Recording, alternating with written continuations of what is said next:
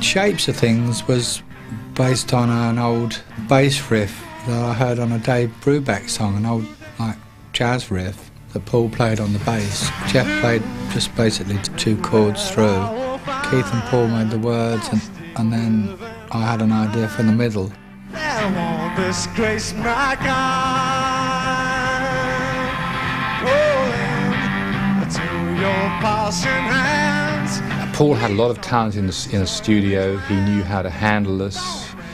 He knew how to layer tracks. He had a lot of, good musical direction. I mean, he was a very musical person.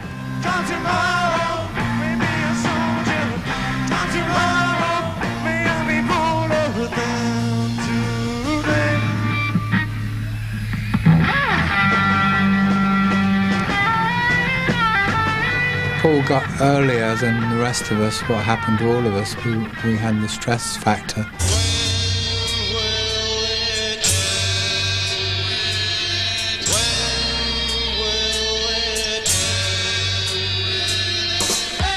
In those days, a fairly prestigious gig was to be booked at one of the main colleges for their May ball.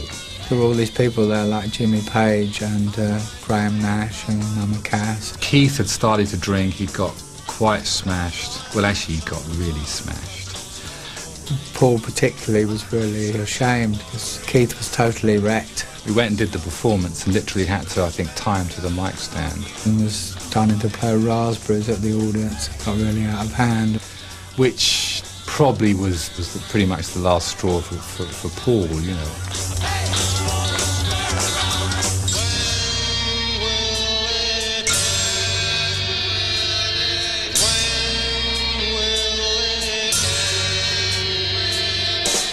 He had a lot of good ideas. It wasn't really until later on that he realised that that sort of side was missing.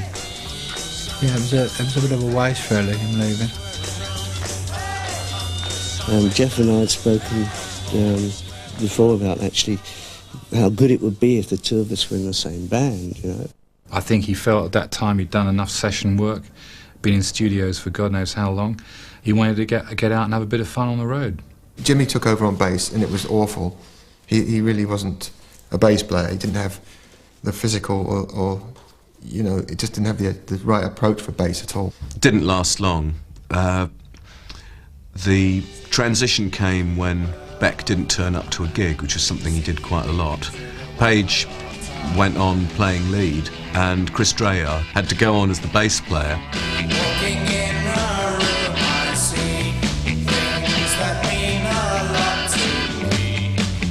And when Beck came back, it was briefly a double lead guitar lineup. Stereo lead guitars, harmonies and things. Yeah, it was really exciting stuff.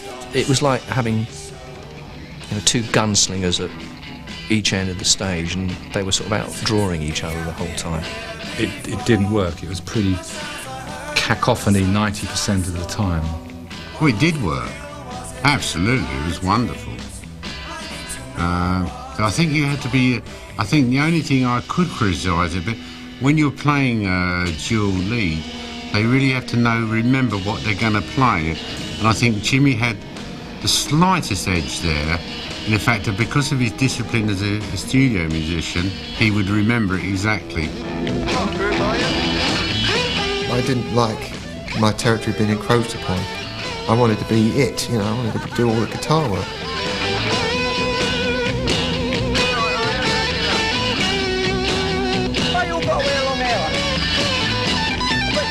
I remember Timothy Leary coming to our concerts with a jar of LSD, and you'd have to get a road manager to sort of check the coke dispenser because they thought it was a favour if they spiked you.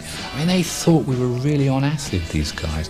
In many ways, the Yardbirds should not only have survived psychedelia, but prospered from it. I mean, the first time the word psychedelic ever appeared in the British press was in a Melody Maker report from the States on one of their concerts in California, and they had to have a little asterisk and a footnote explaining what it meant. I suppose we were pioneers of that heavy metal thing and the psychedelia because there was nothing like it. Jeff had already done 3 or so, 4 years, whatever it was, and we had done a lot of American touring, grueling touring, you know, no chartered planes and limos, but Greyhound buses and domestic flights. It wasn't a life of luxury, so he was pretty frazzled, I reckon, Jeff. Things just got on top of me and just cracked up, you know, basically. I wanted to do something other than travel. Just, I don't care what it was, just get it out of my hair, you know, all that travelling, and start and think about what I want to do.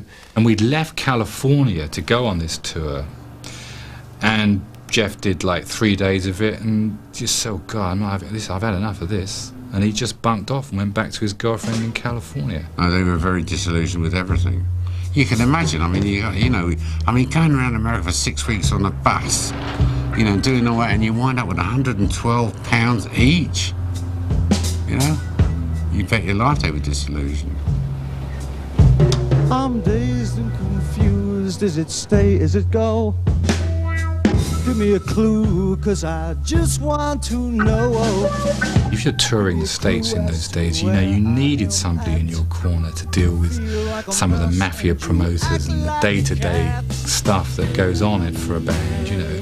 Promotions was not like it is today. It's a big legitimised business, you know, you never knew who you were dealing with. He is a very hands-on manager, and when he represents an artist, I mean, you know, he would die for that artist. I'm dazed and confused, I'm hanging on by a thread. I'm being abused, I'd be better off dead. And I said, well, I've come for the $1,000 you owe me. And he said, you're not getting it. I said, well, you ain't leaving this caravan, pal, without you don't give me the $1,000. And he pawned this thing out and put this big revolver on there. He said, I'm going to shoot you. I said, I very much whether you were going to shoot me for $1,000. I said, don't be so fucking cheap. For the first time in our career, we physically started to make money, you know. Yeah. I mean, from actually touring, that is. You know, you've got to front them out. You've got to front them out without terribly being British and the right verbal. And it's what I call verbal violence, you know. Is it confused? Is it stay? Is it go? I still love you, but I still want to know. I mean, I just wish that he'd been a manager earlier, you know. It would have been probably a different story. Before the last tour, we didn't want to do anymore. We didn't want to be under that pressure anymore. It's like relentless every night, and we were out of control. The Yardbirds, I think, fell apart because they all wanted different things. I mean, there is no way that the kind of music that Ralph McCarthy wanted to make and the kind of music that Jimmy Page wanted to make could have continued in the same group. They were sort of longing for sort of, you know, for sort of more mystical, waterfall type of music, you know. And here we were, sort of embryo Led Zeppelin. I came up with a lot of riffs and ideas, and when the band finally folded and they wanted to try something new, I had this great stockpile of material in my mind. He very much wanted to progress the Yardbirds musically. Nothing with the violin, but I mean, Jimmy was doing that in the Yardbirds, you know. But you know, there's no good flogging a dead horse. It would run its course. The Yardbirds would run its course.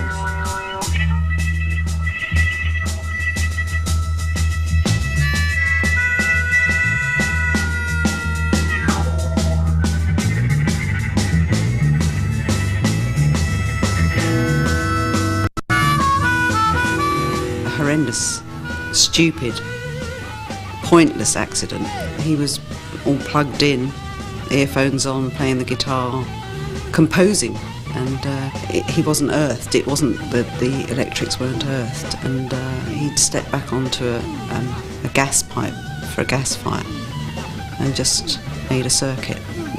It just killed him.